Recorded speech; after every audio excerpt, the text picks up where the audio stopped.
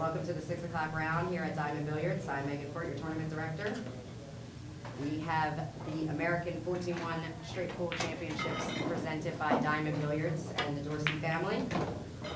Our patron sponsor is Simona's Cloth and Aramith Balls, Ivan Lake.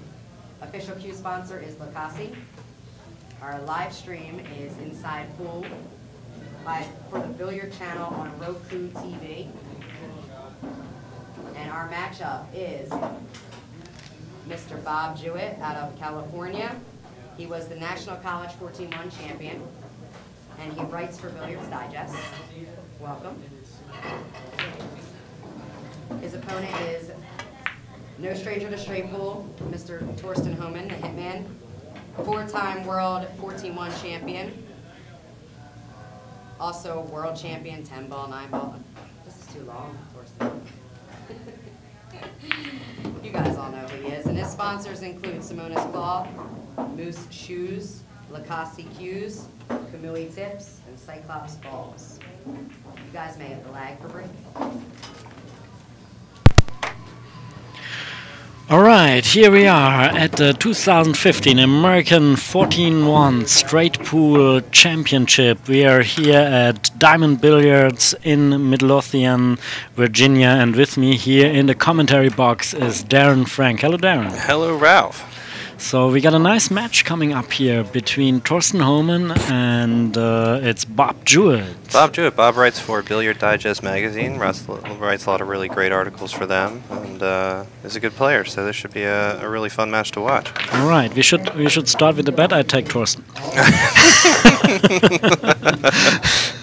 Can I also take Thorsten? All right, so you see we have a little favorite here, and in our opinion it's Thorsten. But on the other side we have also, I mean, you just introduced him, Bob Jewett. He's very well known to the Billiards Digest readers. He has a column there since 1991. That's it's a very long time to have a column. Pretty popular column, right? Very popular. Very popular. Bob is a great student of the game and contributes a lot to the sport, so we're really happy he's here playing. So here's the opening shot from Thorsten. He is offering the 1-ball for Bob, and that's a very, very long shot. Especially when you're right on the rail like that and you're on TV, a little nervy. But if you're new to straight pool, then the goal here is a safety break. So to try and not give your opponent the shot, and then to get back to the table, and then to try and make each of the balls in any order, calling your pocket, 14 of them, leaving 1 ball, and then using that ball to break the stack open and to continue. And we're playing to 100 points. It sounds almost like a instruction column here. Right. Gotta let people know. All right. It's the best game, so you should tell people about it. I believe he can just roll it in and still get a position on the 14. I believe so, but I'm not sure because the camera perspective sometimes is different to the perspective what you have when you are behind the cue ball. How good you're feeling. All right. So he hit that with a little very good shot. Pace and clipped the stack there. I mean, he made it good, but of course too much speed. Right. I mentioned to roll it in, and he's not listening. I have to wave a flag. He might have a combination on the 2-ball here. Yeah. Looking at it. Okay, my prediction of the match is we have 2 possibilities here. I mean, still, I always would pick Thorsten as a favorite, but if Bob is doing his job well, then he slows Thorsten down. Thorsten's a very fast player. Yeah, and when he's successful with that, and he's managing to pick up his balls and maybe run a rack, play a safety, this and that, you know, he's very good in safeties and defense play. And when he slows him down, then it can be a very close match. On the other side, Thorsten will do everything he can that he won't let him do that, you know. And okay, he's right. So he's unfortunately he tried to go in the stack off that, and when you try and put a lot of English on the ball like that, then you got to make the shot. So that'll bring Thorsten to the table. Let's see what he can do with this. Will he go right for the 6 there, and then will he go in off the 14 right after that? I mean, if you want to play it properly, the key shot would be the 11 ball to break the rack up.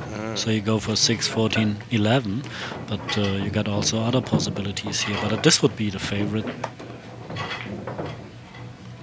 Good thing about straight pull is you have so many ways to go, options, so many possibilities. All right, I spent 5 years with in the same team with Thorsten. I see you knew he was going to go 6, 14, 11 and follow right through there. Yeah. And then... and get a position on the 4. Right.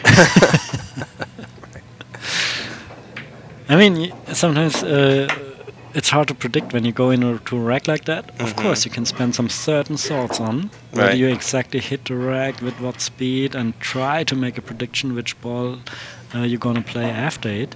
But on the other side, especially in Germany, we think when we play hard enough, how bad can it roll that we won't get a shot? Right, if you open them up properly, right. But I notice a lot of times he'll go into the rack, and depending on whether he's going to hit a ball straight on or hit a ball like in between the gaps with balls, he'll hit a much different speed. Because if you hit them straight on and too hard, it's possible for them to kind of stay clustered even a little bit. And yeah, I mean, they got this experience. If there's a danger that stuck in a rack, they're gonna see that. Right. So his strategy will be don't let Bob too many times to the table. Right. Which is kind of the name of the game anyway. Make as many as you can. And he doesn't really have any problems here since both the... Maybe the 15 is a little bit close to the 9. Can if he goes can in reach the it, then he side, should go right? for it right now. Oh, the 15 goes, you mean? Yeah. If he's not going for it, then probably it might be the last problem remaining on the table. Right. Yeah. Right. I think the 9 will go in the side pretty easy. Yeah. I don't talk about a major problem. Well, of course not. Especially not if you got a multiple world champion on the table. Right. 4 World Straight Bowl Championships, is that right? At least. Right. I stopped counting them in 2008 or so. And he just most recently won in the 2015 World Straight Bowl Championship. So it looks like he's keeping the 8 ball as a break shot with a 10 ball following 2 rails, 9 ball in the side, and the 15 ball anywhere he likes to. And he just, maybe he'll bank it and put on a show. Oh, that's a little bit short. A little bit short. Hope the Hopefully 15 goes. yeah, same thing I'm thinking about. Probably Thorsten too. Oh, probably this was going through his mind. He doesn't look too worried. Just draw this back a little bit. Shoot the 9 down in the lower left-hand corner. Enough angle to get a perfect position, break shot position on the 8 ball. Right. So this is how straight pull works. You run any ball in any order, and you get 1 point per ball. So that's why it's called straight pull. It's very direct pull.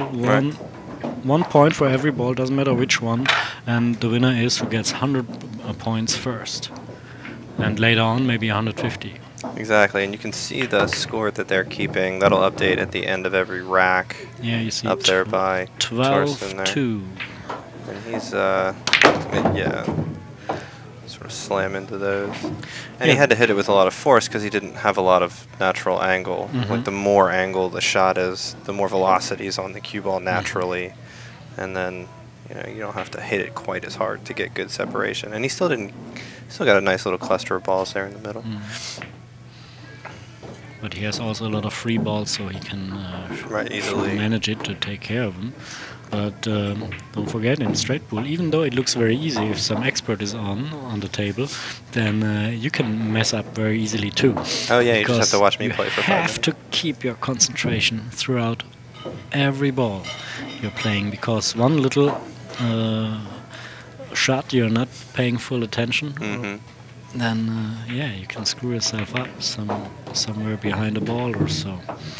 And when you have when you screwed up behind the ball, right? No shot, and then it's very hard to play a safety. It's not like 9 ball where you have a lot of cover available, where you can find a spot. Because your opponent can only shoot at 1 ball. And here, every ball is available. How are you going to make a safety there? Right. So they deal, sometimes if they come into this situation, they deal with a lot of strategy with fouls on purpose, intentional fouls, and so they have also special rules that after 3 fouls in a row, they're gonna have a 15-point penalty, and some players take it. Yeah, sometimes you have to, yeah, and because when you take that penalty, you re-rack, and so the thought is that sometimes it's better to take. It's really 18 points, right? Because this was a one nice for shot each here. scratch, and then right, because he made that 7. Because he made he caromed the 7 in this position where he can continue this run after he cleared the table. So this is the break shot, the 7 ball. There wasn't a break shot available, so he created one. That's an art. So, what is your background in pool? Well, not very much. I'm an attorney, actually. So No, I know. You are a good player, and I guess I grew up with the game. My father always Michael played it Frank, much, and yeah. so just kind of always been my favorite game, for that reason. And he's a pretty well-known guy and well-known player to all of the players, right? Oh, my father, definitely, yeah. Yeah. So he might try to split up here now, the 12 and 2, or to get a sharp position behind it. No, so he had to split them up. So I would believe that the 10 for the side pocket and the 14 is the last action before he goes for the break shot. So that 14 would be the key ball then.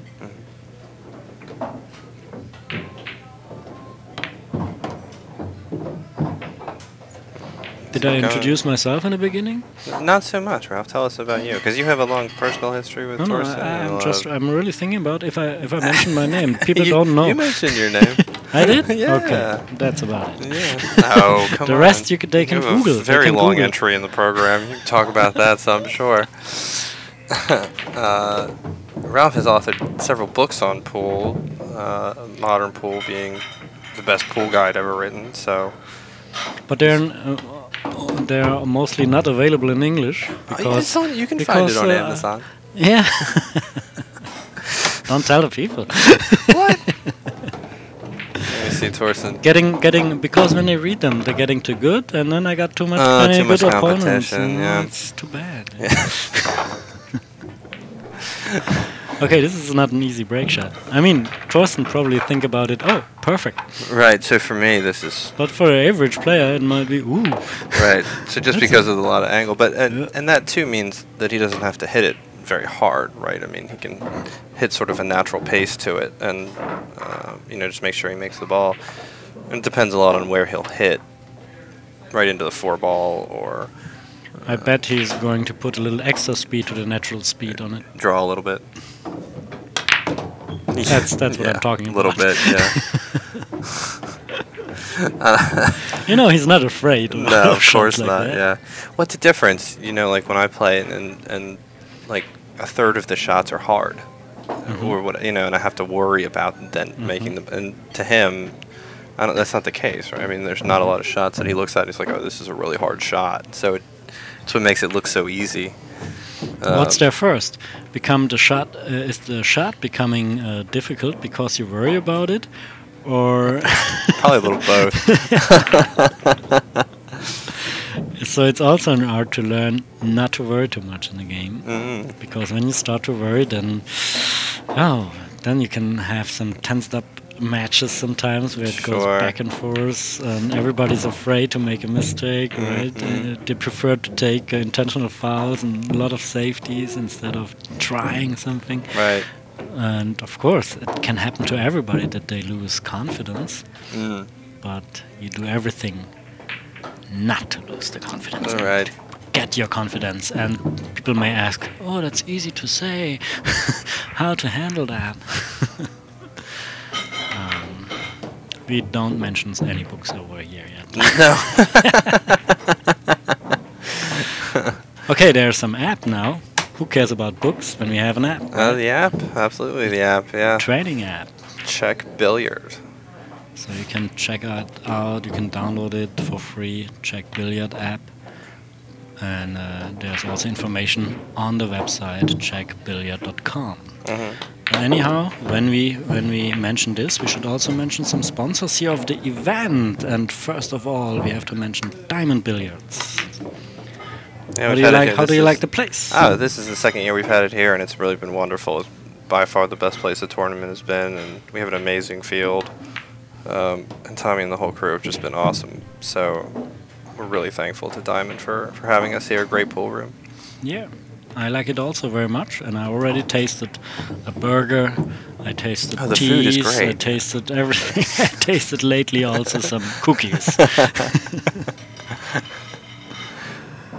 The cookies alone are worth to come by. Absolutely. Yeah, well, when they warm them up for you, you can't help but eat them. Yeah. So he's going to probably just roll straight up here, and there you go. This is not, you know, how you call this shot? It's not rolling it. He's Punching it, stun follow. Stun it, yeah, a little stun follow. He'll probably hit this one also pretty hard. I think he'll do that break where he draws it in, comes back up the table and down. You know, a lot of people mention that to me. Oh, Thorsten is always drawing the cue ball back to the head rail. Doesn't do it that much. But he can't do it all the time because it depends where you hit the rack exactly. Right. And here maybe he hits the 9-ball first, then he can't draw it back all the way. You see? Right. He draw it, but you can't draw it back because when you hit the upper ball, normally the break ball hits the rack between two balls, right? And when the cue ball hits the upper ball first, then the natural direction of the cue ball is going down towards the foot area, right? And when you hit the lower ball first of those two, then the natural way of the cue ball goes to the head area of the table. When you see this, oh, cue ball goes back to the head area, then you got two choices. If you are sure about it, you can play high, then it won't come far, then it stays where it's near the center. If you draw it, you should really draw it so that it will, when it goes down to the head area, that it will return also. And you take the risk to scratch in one of those head corner pockets. Right. And yeah, so that's the two possibilities. So when he goes in, when he hits that break shot, what else determines the kind of English he'll put on the ball? I mean, is he just doing that by feel, or is he doing it, you know, if you have the sort of the wide angle cut like he had the previous rack, you put a certain kind of English, and then if you're more straight in, you put a different kind of English? Because I've watched a lot of players, you know, they can run right off the rack and scratch, or, you know, what is it, where he's hitting exactly that determines it, or what does he use to decide? The sense of putting English on it is only there if you hit a rail, right? If you're pretty sure to hit a rail, then you can change direction with it. So, but normally he's doing it by feeling, but feeling won't fall from the air. The feeling comes from experience. Right. So he tried it in training a lot of times, certainly. So he's not thinking too much right now. Right. And you should keep thinking when you're practicing alone. Then you can repeat the shot. Right. Right. So try different break shots. Try to do it with different kind of spins, and from that experience, you can let it go when you're in a match, and let your feeling tells you how to handle it. Right. I think that's a good point, because you can't just sort of blindly practice. You have to be mindful about it and, you know, repeat the things so you can really learn from it and take away from it and shoot it over and over again. And players are feeling comfortable on those shots by low ride, like he's doing now. See? But here, again, he was hitting the upper ball first. Right. So he can't draw it back at the head rail. Right. So it's not true when the people say he's doing that all the time. I just think people were surprised by it, because one of the sort of interesting things about straight pull is the change that the game has undergone, you know, since over the last 50 years or so, with the changing equipment and the sort of change the play style of the game. And it used to be very, you know, sort of clipping the side of the rack and breaking off a few balls at a time and things like that, instead of just sort of. But where does this come from back in those days?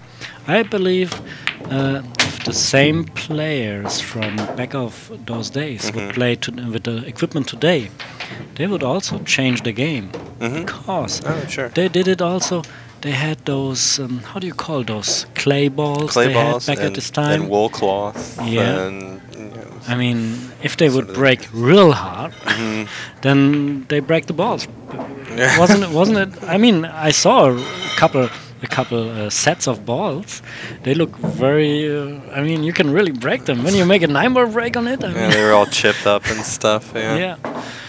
So, and probably they're way more heavy than Mhm. nowadays.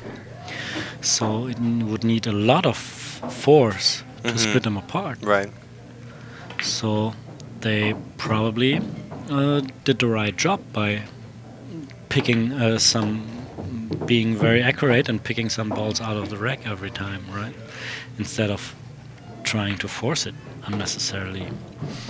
So it's not the players, it's also the material which has changed Sure. and forced them to a different game. So Thorsten on a nice run here. Yeah, He's over 60 balls. most of the time he's doing this. Yeah. Having nice runs. I think in his last 4 or 5 matches of the World Straight Pool, he ran over 100 in every match. Something like that. He got a world record. He got several world records, I believe. Yeah, but more than a few. he got a world record in average play in a European Championship. He got an average. He scored an average of 50 Wow. throughout the whole tournament. Wow. So, and this includes also safeties. I mean, Right, and so when he those plays one listings- safety, next time to keep the average, he has to play 100. Right. If he plays 2 safeties in a row, it's unbelievable, this average.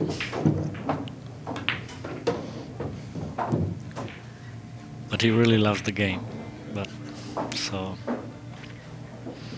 So he's going to leave the 11 here, I think, right? yeah. Probably roll down for the 14. If the or- 15 is still outside the rack, it's also Ooh. it's also a nice candidate. Mm-hmm. Do you have a preference? I think he tends to leave them higher, like with those 2 balls. He will choose the higher ball. Is that You have a pretty good personal, or control, is that? You have a pretty good control if you have the cube. No, how do you call it? The break shot, Mhm. the break The object ball. ball, If yeah. you have this a little bit more up, and you hit the first 2 balls, the upper 2 balls, then you got a little bit more control. Because if you put a lot of high on it, normally the danger is after you hit the rack, the cue ball goes to the side rail and going to the opposite side pocket and scratch. That's the danger of it.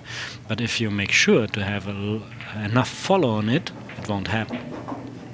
Maybe also a little bit inside spin, just a touch.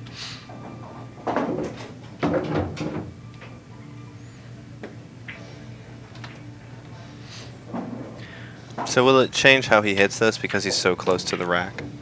Yeah, I mean here. So you put a lot of follow on very that, follow, right? Yeah. a lot of follow, yeah. But then to avoid that. But here it wasn't. It was the possibility that he might scratch directly in the side pocket. Okay. Because he was pretty low on the first ball he hits on the rack. So does he, when you're playing and you look at a rack and you first break it open, do you have certain things that you want to do first? And obviously you want to address any problem areas. You want to figure out how you're going to break up any clusters. But other than that, do you say, I really want to clear the balls on the rail first, or I really want to clear the balls below the break shot first? Or do you have kind of ideas like that you think about when you're first looking at a table? So say you have a couple shots, like what helps you choose your first Basically, shot? because you have so many possibilities in this game, so you have to have a lot of ideas. Right. And I can't tell all of them. Right. So there's people always say, oh, how do I have to play this right? First of all, there's no right way to play it, right? You have to make sure that your way will work, and then automatically it was the right way. Right. Pretty easy test, right? If you run a lot of balls, then probably you play pretty good.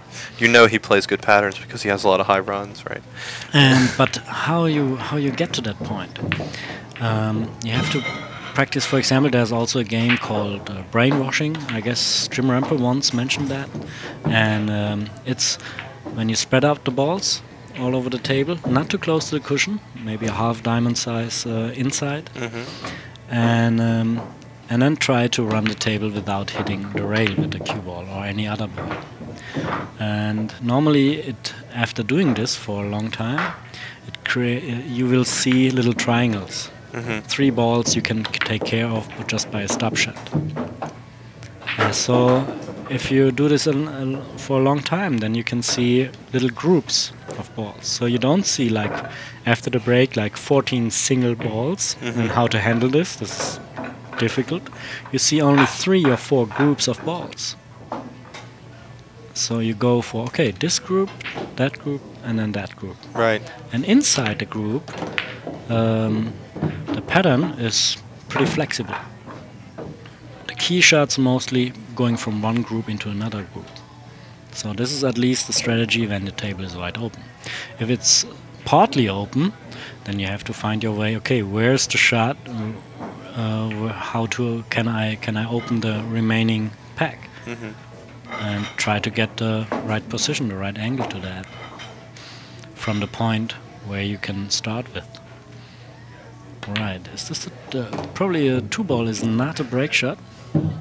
Is it? Is it outside the rack? I think it's He's outside, going but it for looks like he's anyway. shooting it, yeah. So now he has to, he's there, that's the way, alright. Alright, so he just used that 2 to then make the 15 a break because the 3 was a little bit high and didn't like the 2. And now he's coming nicely in his rhythm. Not too much angle here, but maybe enough for Thorsten. Not enough for us, of course. No, right? obviously not, no. Maybe he's going gonna all the way up and down. It's hard, you have to create the angle All the a way, and a lot of spin. Oh, not enough. Not enough spin. It's a really tough shot, though, to try and manufacture that angle. These pockets are pretty tight, so... You know, it's He got some angle left. yeah, I think it's enough for him, probably. Rack him up, Bobby. All right, so he's with this angle. He probably won't play it very softly. Probably not. No. Probably 9-ball He brick hasn't really spade. played 9-ball anything very brick spade, softly. huh? I keep thinking he's going to hit it softly, and he trolls it. Maybe he can hit the 2-ball and draw it a little bit out for a 9 or 11. Oof. Or the Good call. 4-ball. Yeah, the 4-ball, perfect. Yeah. He loves the 4-ball. Right. That's. So now, like, break shot number 2. See what we get.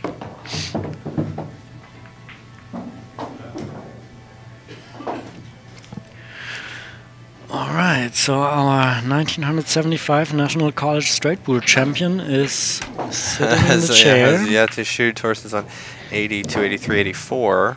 So So he if he runs this rack, he'll only need 4 balls from the next rack. I got here a nice list from major titles from Thorsten Hohmann. If we can go through all of them, then the match might be over. It's a long time. A lot of tournaments on there. So where's the sponsor list? I like to go through all the sponsors. Here it is. Diamond Billiards, Midlothian, Virginia, and Thomas Dorsey.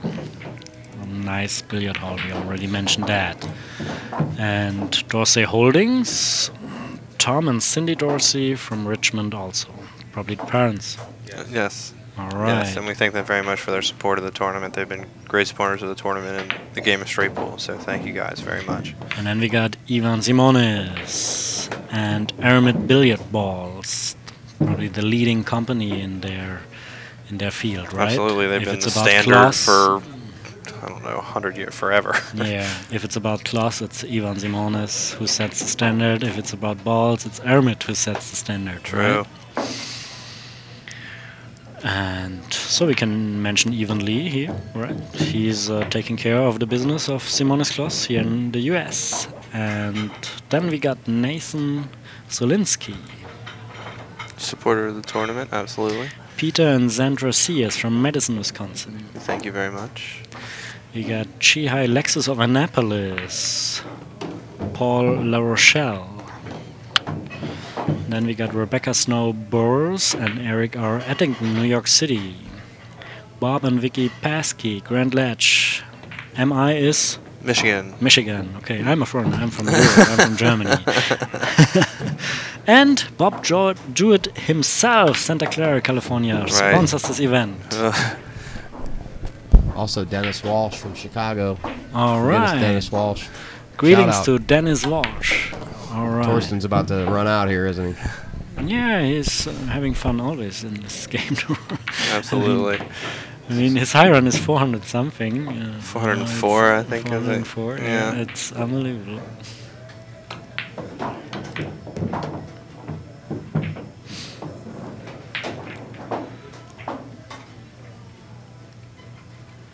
Right. We'll shoot the 7, come back to the center of the table here. The key is when you want to practice straight pool, and you, of course, you have to play a lot of straight pool. That's absolutely best without game saying. to practice. There But teaches you about all the other games too. But also, when you should build up drills where the cue ball always has to return to the center, and because this is the key shots in this game, to come back to the center somehow. A lot of times. So center is, you have to know from every positions. I mean, you can find them in Czech Billiard app. Sometimes how you come back in the center. All right.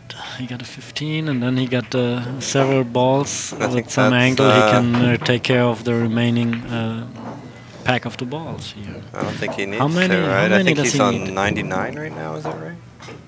Yeah, 98. Can't quite see last ball? I can't see if that's 98 or 96. If it was 98, it would be over, though. Okay. So I'm at 96, so this is 100. That's it. Yeah. Thorsten Hohmann wins. Yeah. All right. And I mean, there's a great 100-point run right there. It was it was a great pleasure to. How fast was it? It was 30 minutes. Yeah. 30 minutes. It's not bad. It's pretty close to Lubotero, right? Right, absolutely. I mean, that just shows the testament of Thorsten's game, how it's jumped. I mean, it jumps so much. Every time I see him, he gets better and better and better. Yeah. Absolutely. And they asked me for commentary. You know, I always prefer Thorsten's matches because they're not that long. Exactly. No, I felt comfortable doing this because I knew I wouldn't have to be here that long. So. All right. Thank you. And thanks very much. Thanks, Inside Pool. thanks for really appreciate our listeners. Great stream, yeah. Thanks for tuning in on the Billiard Channel, everybody. And stay tuned for the next match. Thanks for Ralph Eckert. And what's your name again, sir? Darren Frank. Darren Frank. Yes, you're here live, baby, live. And we'll see you again soon. Thanks everybody. Goodbye. Great, guys. Thank you. Wow, how cool is that? Wow.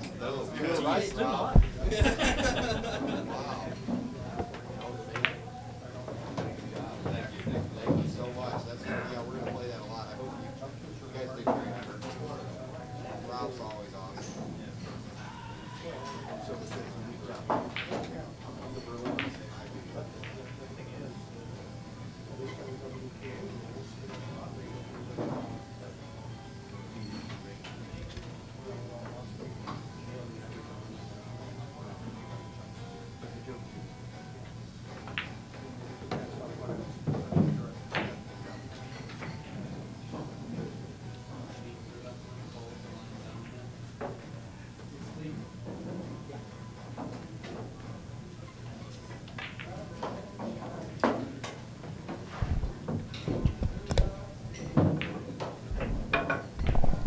All right, everybody, how sweet was that? Fast, fast, fast. Okay, we'll be, I'll find out what the next match is. I'm going to put it on a side table for you so you have something else to look at, okay?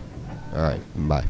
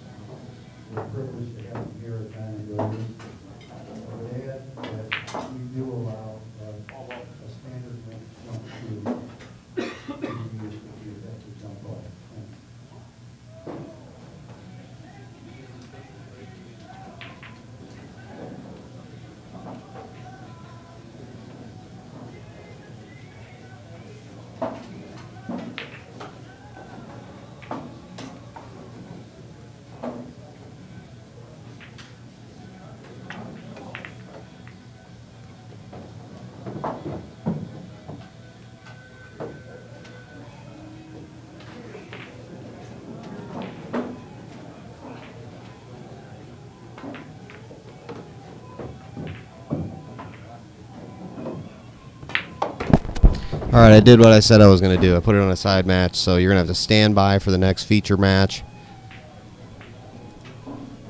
Hopefully you all are having fun.